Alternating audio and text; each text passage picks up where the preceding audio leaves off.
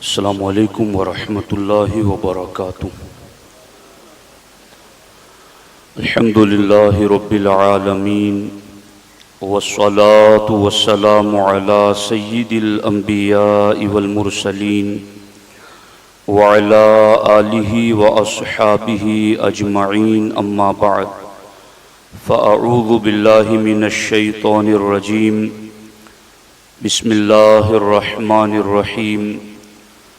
وَأَنكِحُوا الْأَيَامَ مِنكُمْ صدق اللہ العلی العظیم وصدق رسولہ النبی الامین المختار الکریم الرؤوف الرحیم۔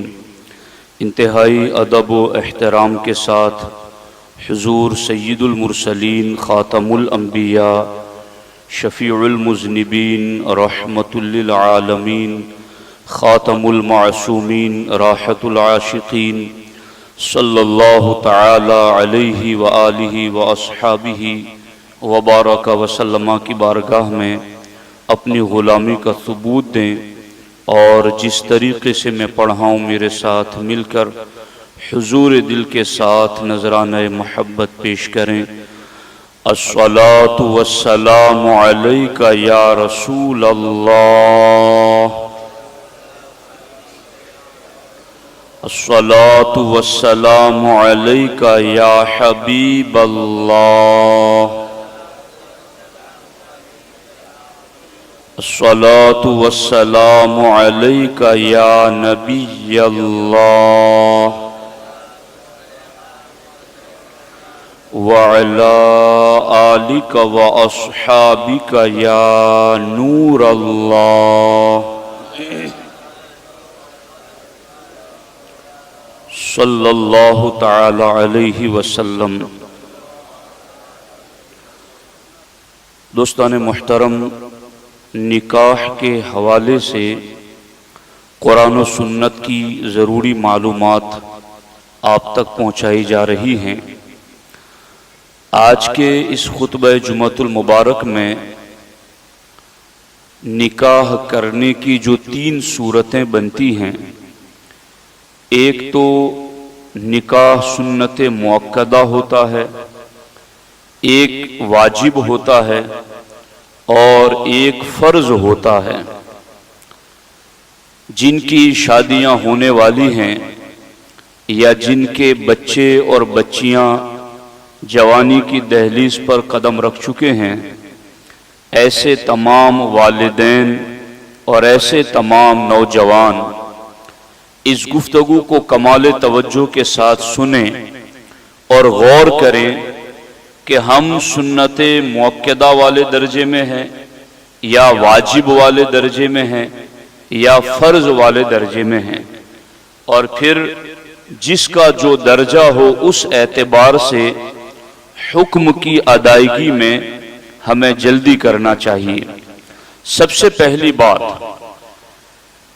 اعتدال کی یعنی درمیانی حالت ہو جس میں بندے پر شہوت کا بہت زیادہ غلبہ نہ ہو، اور وہ بیوی کا مہر دینے کی اور اس کا خرچ اٹھانے کی طاقت رکھتا ہو، تو ایسے شخص کا نکاح کرنا سنت مؤکدہ ہے۔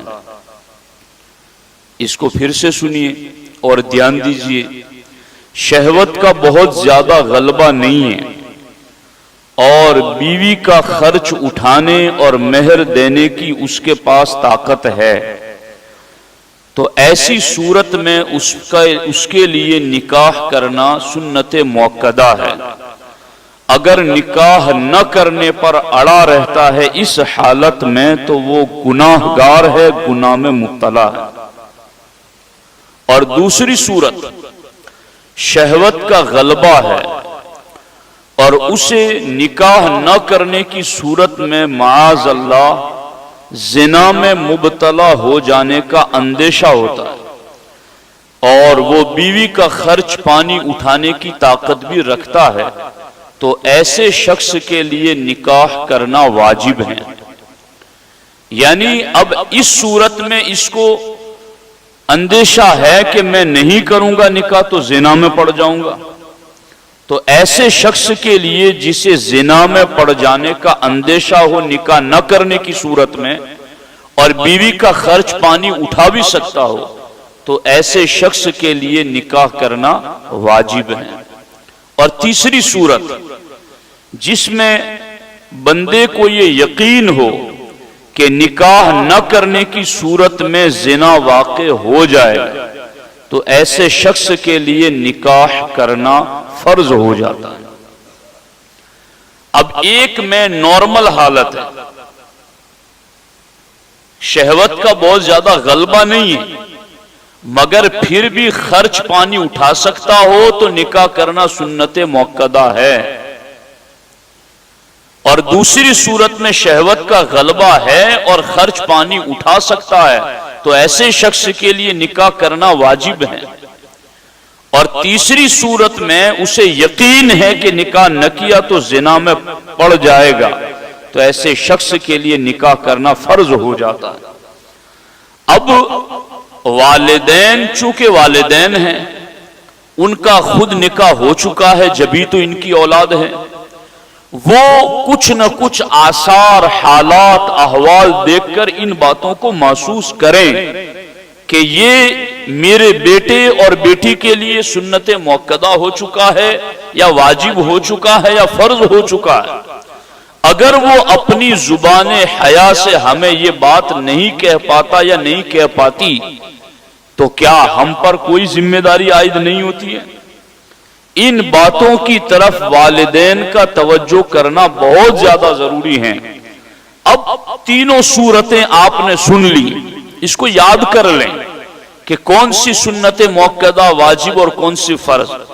جب نارمل حالت ہو، شہوت کا غلبہ نہ ہو اور خرچ پانی دے سکے تو سنت موقدہ، اور شہوت کا غلبہ ہو اور خرچ پانی دے سکے تو اس کے لیے واجب، اور جسے یقین ہو کہ نکاح نہ کرنے کی صورت میں زنا واقع ہو جائے گا، اس پر نکاح کرنا فرض ہے۔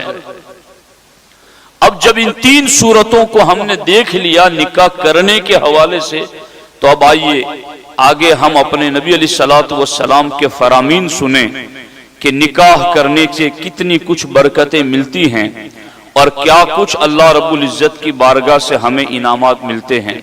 ہمارے آقا علیہ السلام ارشاد فرماتے ہیں، من رغب عن سنتی فلیس منی، جو میری سنت سے منہ موڑے وہ مجھ سے نہیں ہے۔ وَإِنَّ مِن سُنَّتِي النِّكَاحِ، اور بے شک نکاح بھی میری سنت ہے۔ فَمَنْ أَحَبَّنِي فَلْيَسْتَنَّ بِسُنَّتِي، تو جو مجھ سے محبت کرتا ہے اسے چاہیے کہ وہ میری سنت پر عمل کرے۔ تو حضور سے محبت ہے تو حضور کی سنت پر عمل کریں، اور حضور کی سنت میں سے نکاح بھی ہیں۔ تو سرکار نے فرمایا جو اس سنت سے منہ موڑے گا، یا تو سنت موقدہ ہونے کی صورت میں، یا واجب ہونے کی صورت میں، یا فرض ہونے کی صورت میں، جس صورت میں بھی وہ منہ موڑے گا، سرکار فرماتے ہیں پھر وہ مجھ سے نہیں ہے۔ اب یہ ایک امتی کے لیے کتنی گراں بات ہے کہ جس نبی کا وہ کلمہ پڑھتا ہے وہ خود کہہ دے کہ تو میرا نہیں ہے۔ تو یہ کس کے لیے ہے؟ جس پر واجب ہے، فرض ہے، سنت موقدہ ہے، اور پھر بھی وہ نہیں کر رہا ہے۔ آگے دیکھو، ہمارے آقا حضور سید عالم صلی اللہ علیہ وسلم نے فرمایا، من ترک التزویج مخافۃ العیلۃ فلیس منا، پھر لیس منا دوسری بار آیا۔ سرکار نے فرمایا جس نے مفلسی کی خوف سے نکاح ترک کر دیا وہ ہم میں سے نہیں ہے۔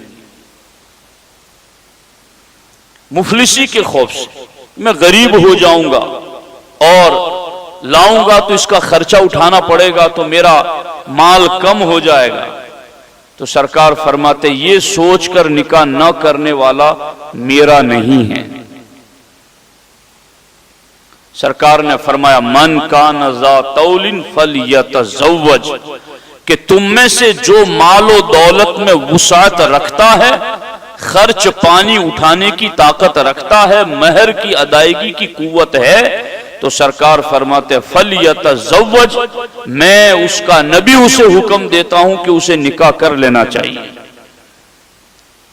ہمارے آقا حضور سید عالم صلی اللہ تعالی علیہ وآلہ وسلم نے ایک مقام پر فرمایا من نکح للہ وانکح للہ فقد استحق ولایت اللہ، جو اللہ کی رضا کے لیے نکاح کرے یا دوسرے کا نکاح کرائے وہ اللہ کی دوستی کا حقدار ہو جاتا ہے۔ اللہ اکبر، ولایت اللہ، اللہ کی ولایت کا مستحق ہو جاتا ہے جو نکاح کرے یا کرائے اللہ کی رضا کے لیے۔ اب کرے اور کرائے دونوں میں وہی تینوں صورتیں نظر میں رکھو، یا تو سنت موقدہ یا واجب یا فرض، دونوں میں سے کوئی بھی صورت ہے تو کرو یا کراؤ۔ دونوں صورتوں میں اگر یہ کرو گے یا کراؤ گے، ہر خاندان میں کچھ بڑے لوگ ہوتے ہیں جن کی بات لوگ مانتے ہیں، تو انہیں آنکھیں بند کر کے نہیں رہنا چاہیے اور باتوں کو نظر انداز نہیں کرنا چاہیے۔ چونکہ میں نے پہلے کی نشستوں میں بھی آپ کے سامنے یہ بات عرض کی ہے کہ وقت پر نکاح نہ ہونے کی صورت میں بد نگاہی سے لے کر زنا تک درمیان میں ہزاروں قسم کے گناہ ہوتے ہیں، اور ایک ایک گناہ ایسا ہوتا ہے جس کے اوپر عرش الہی کانپ اٹھتا ہے اور لوگ دعاؤں کی قبولیت سے محروم کر دیے جاتے ہیں۔ تو ہر ایک ذمہ دار ہے، باضابطہ قوم کے خاندان کے جو بااثر لوگ ہوتے ہیں ان کو تو قرآن نے مخاطب کیا ہے، وَأَنْكِحُوا، نکاح تم کراؤ۔ اب کرانے کی صورت میں بھی اجر کتنا بڑا، فَقَدْ اسْتَحَقَّ وِلَایَتَ اللَّهِ، کرو گے کراؤ گے نکاح تو اللہ کی دوستی کے تم مستحق ہو جاؤ گے۔ اللہ اکبر۔ دوسری جگہ ہمارے آقا علیہ السلام فرماتے ہیں من تزوج فقد احرز شطر دینہ فلیتق اللہ فی الشطر الثانی، جس نے نکاح کیا بے شک اس نے اپنا آدھا دین بچا لیا۔ اب وہ باقی آدھے کے بارے میں اللہ سے ڈرتا رہے۔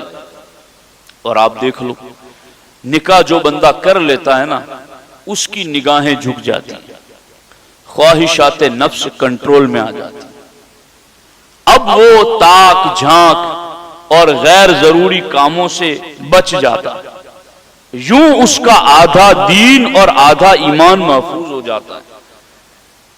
تو صرف نمازوں سے ہی ایمان محفوظ نہیں ہوتا، صرف روزہ حج زکوٰۃ صدقہ و خیرات ہی سے ایمان محفوظ نہیں ہوتا، بلکہ میں تو یہ سمجھتا ہوں کہ ایمان کو ایک حیثیت سے سب سے زیادہ کمال پہنچانے والی اور ایمان کو پاکیزگی بخشنے والی جو چیز ہے اسے نکاح کہا جاتا ہے۔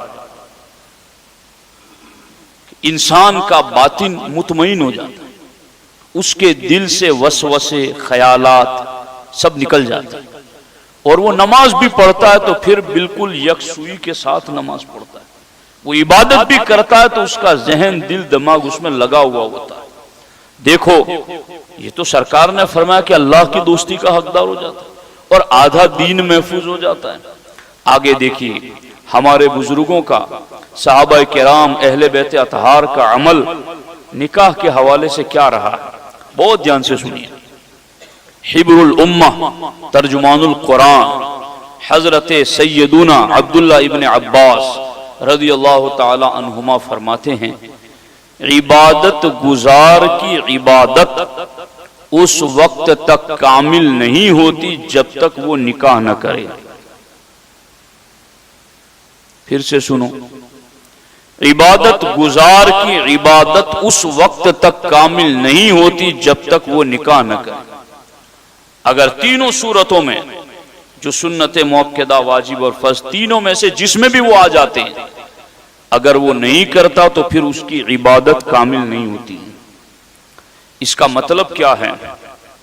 اس کا مطلب ذکر کرتے ہوئے حضرت امام غزالی رضی اللہ تعالی عنہ ارشاد فرماتے ہیں کہ اس سے مراد یہ ہے کہ عبادت میں کامل مشغولیت اسی صورت میں حاصل ہوگی جب دل غلبہ شہوت کی وجہ سے آنے والے خیالات سے پاک و صاف ہو، اور غلبہ شہوت سے خلاصی نکاح ہی سے ممکن ہے۔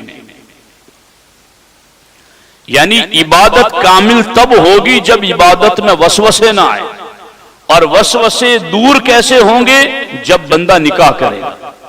تو نکاح کرنے سے وسوسے اور برے خیالات دور ہوں گے، اور برے خیالات اور وسوسے دور ہو گئے تو وہ عبادت میں جی لگائے گا، پھر عبادت کو کمال کا نور مل جائے گا۔ اب حضرت عبداللہ ابن عباس کا یہ فرمان تو سنا، اب آپ کا عمل دیکھو۔ حضرت عبداللہ ابن عباس نے اپنے غلام اکرمہ اور قریب، یہ دو آپ کے غلام تھے، دونوں کے اوپر آپ نے بلوغت کے آثار دیکھے، یعنی بالغ ہونے کی علامتیں دیکھی۔ اب کون ماں باپ ہے جو ان باتوں سے ناواقف ہے؟ ہر ایک کو بلوغت کی علامتوں کا اور آثار کا پتہ ہے۔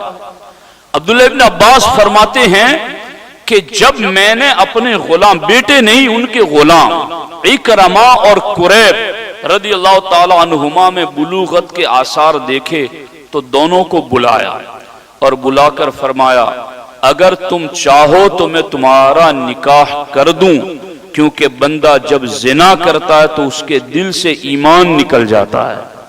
اللہ اکبر۔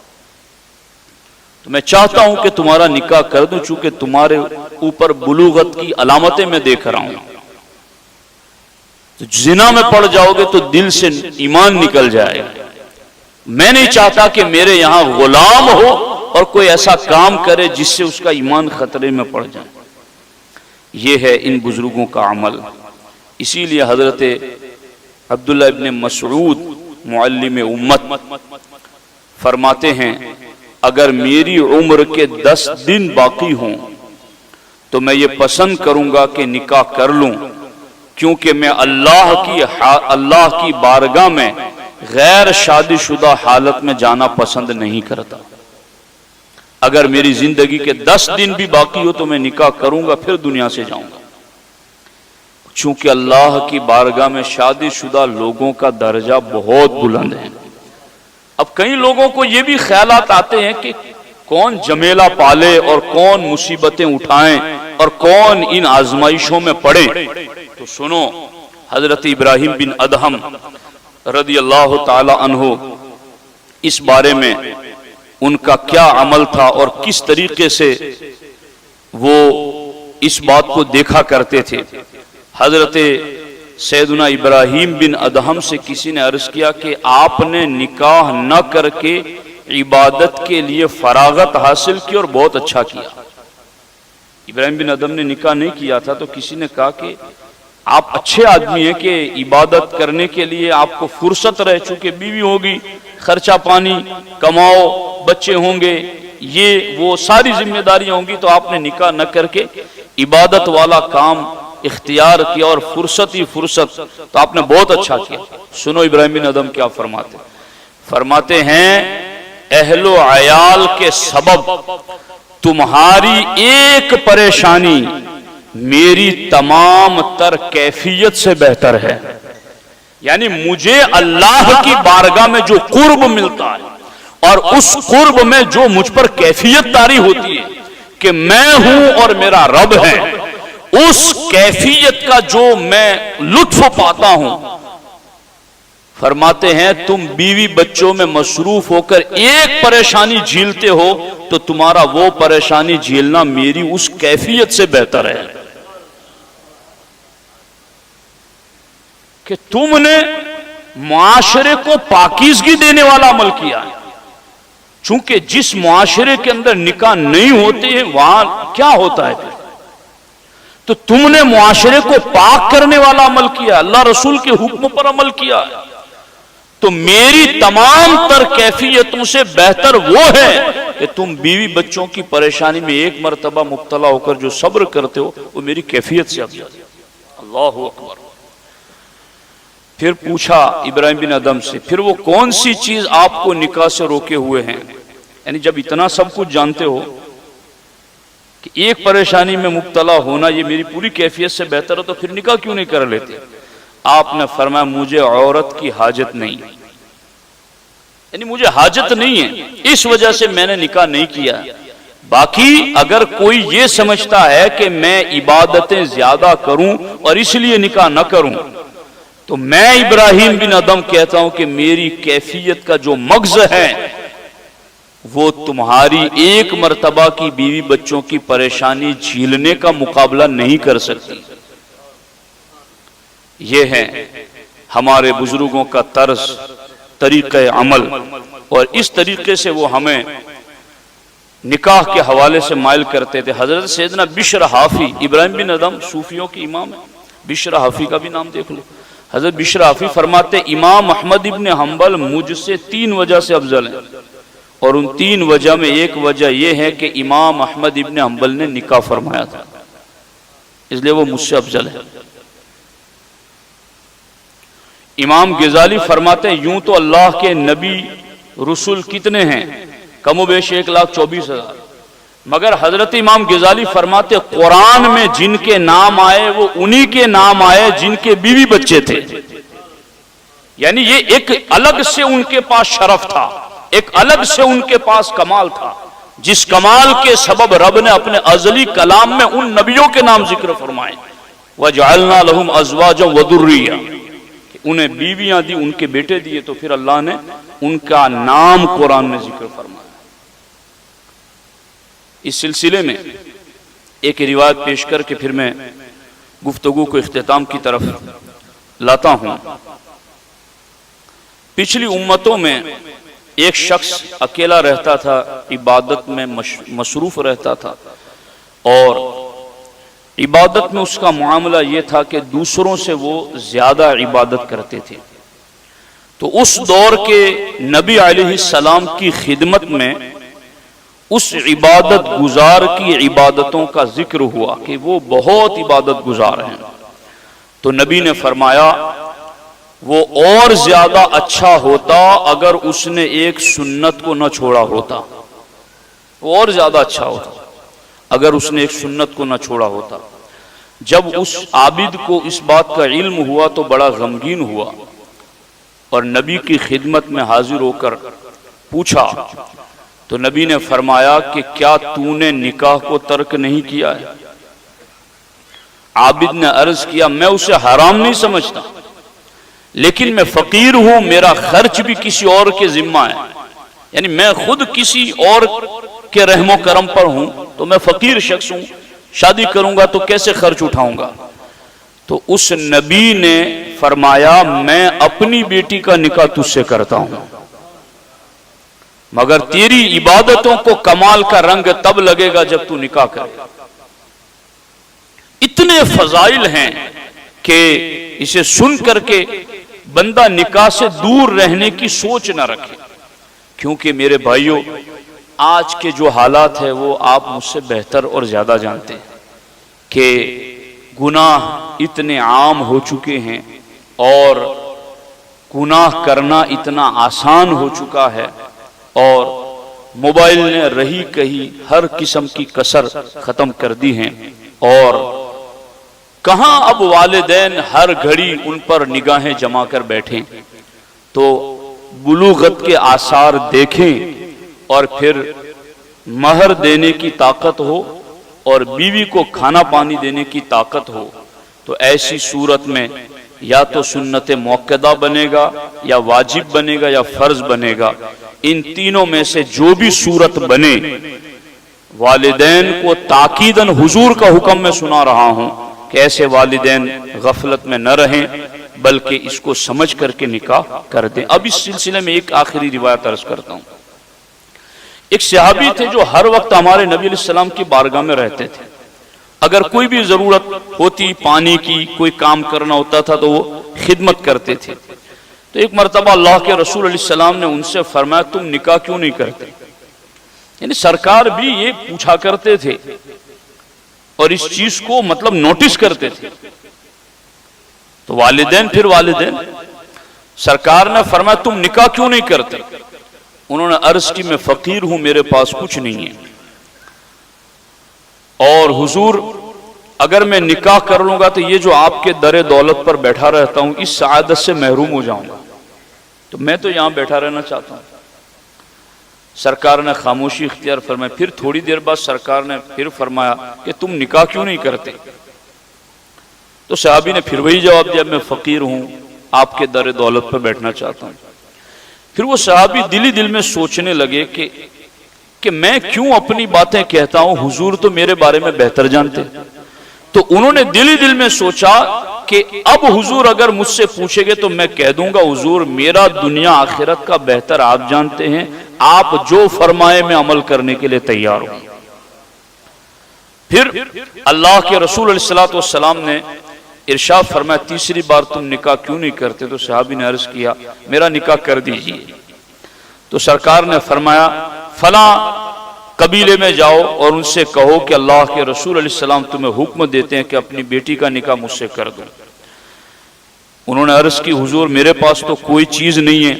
سرکار نے صحابہ کرام سے ارشاد فرمایا یہ طریقے اے امیرو کبیرو سنو اور سمجھو، نیکی کے ہزاروں کام ہیں، ان کاموں میں ایک یہ بڑا کام ہے جو پوری بستی کو ہم خسارے سے بچا سکتے ہیں۔ کیا کام ہے؟ یہ کام ہے۔ سرکار نے فرمایا ان کے پاس پیسے نہیں ہیں اس لیے یہ نکاح نہیں کر رہے۔ سرکار نے صحابہ کرام سے فرمایا اپنے بھائی کے لیے گٹھلی بھر سونا جمع کرو، حکم دیا۔ تو سونا جمع کیا گیا اور پھر انہیں اس گھر کی طرف بھیجا گیا، اور پھر اللہ کے رسول صلی اللہ علیہ وسلم کے حکم سے اس صحابی کا نکاح منعقد ہو گیا۔ تو یہ ساری چیزیں قوم کو، معاشرے کو بہت بڑے بڑے اللہ کی طرف سے آنے والے امتحانات سے بچانے والی چیز ہیں کہ نکاح کے بارے میں ہم سوچیں۔ میں نے تینوں صورتیں آپ کے سامنے رکھ دی ہیں۔ اب میں آئندہ جمعہ سے حضرت صدیق اکبر پر مسلسل گفتگو کروں گا چونکہ ان کا یوم آنے والا ہے۔ تو میں نے یہ نکاح کے حوالے سے تیسرا خطبہ پڑھا ہے آپ کے سامنے، بار بار سنو، ان باتوں کو ریپیٹ کرو، اور ہمارے حوالے سے حسب حال کہ میں کس درجے میں ہوں اور یہ حکم مجھے لاگو پڑتا ہے نہیں پڑتا، تو پھر اس کو سن کر کے ہمیں اس کے مطابق عمل کی کوشش کرنی چاہیے۔ اللہ تبارک و تعالی ہم سبوں کو عمل کی توفیق عطا فرمائے۔ دوستان محترم، آپ جانتے ہیں کہ بھڑوچ کی سرزمین پر عالمی تحریک سنی دعوت اسلامی کا 19واں سالانہ سنی اجتماع انشاءاللہ اتوار کو ہوگا، اور وہ پارٹی پلاٹ میں دوپہر کو 2 بجے سے لے کر 4 بجے تک عورتوں کے لیے ہیں، اور شام کو عصر کی نماز سے لے کر 10 بجے تک حضرت بابا ریحان رحمۃ اللہ تعالی علیہ کے زیر سایہ گلشن اجمیر دارالعلوم کے قریب مردوں کے لیے ہوگا۔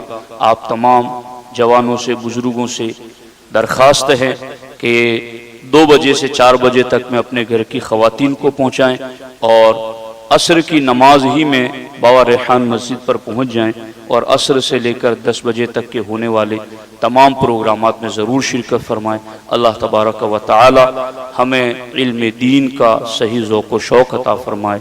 السلام علیکم ورحمۃ اللہ وبرکاتہ۔